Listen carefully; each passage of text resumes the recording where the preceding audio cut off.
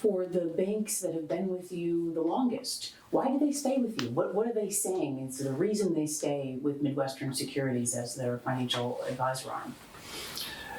That's great. It's a great question. So they, I talked with one of them this morning at 8:30.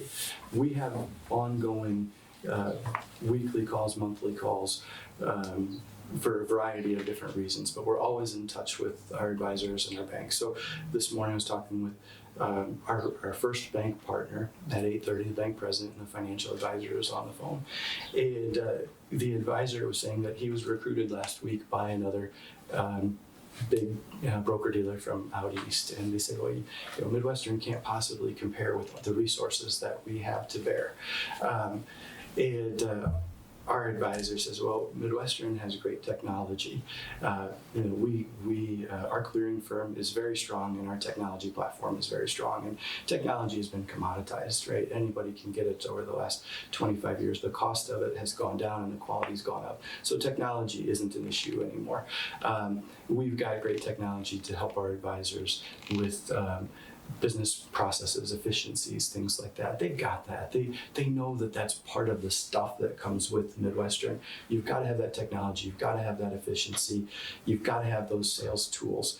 But what differentiates us is the size and our ability to be attentive. For the president of the BD, another CFP, I'm a CFP, to be on the phone with the advisor and with the rep, coaching them on how do we better prepare for success in the marketplace, right? That's impactful. That drives a lot of value. We are an LLC currently. We have about 24, 25 unit holders in our LLC that owns Midwestern Securities. I own about half of the company at this point, and then our other key employees and financial advisors and financial institutions own the other half.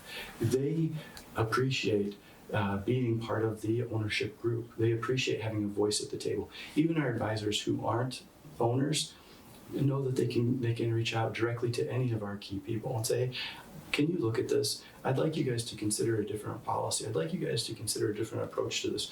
And we always listen. We bring it back, whether it needs to come to the investment committee for should we consider offering this new product or service, whether it needs to go to the compliance department. Those people can bring that stuff directly to the chief compliance officer. Chief compliance officer can take it to the compliance committee, and we'll look at it from a fresh perspective. Hey, this advisor in this market is making the case for this. Should we consider that?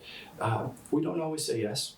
We've got a culture and a company that we need to protect as well, but we always listen and we're always open to those ideas. That access, that openness, I think the reps really love, and the bank partners really love, that we can get together and we can talk through problems. They're never going to get to the leadership team or the decision makers in some of the bigger broker dealers. And that's why we formed Midwestern Securities. Back in 1999, we were affiliated with a big broker dealer that was publicly traded, owned by a publicly traded company. And the straw that broke the camel's back for me was June of '99. I was a young financial advisor trying to get a seminar marketing piece approved. It was already NESD approved, okay? All we were doing was basically changing the dates, the location, and the time. We sent it in. Should have been an easy thing for them to approve.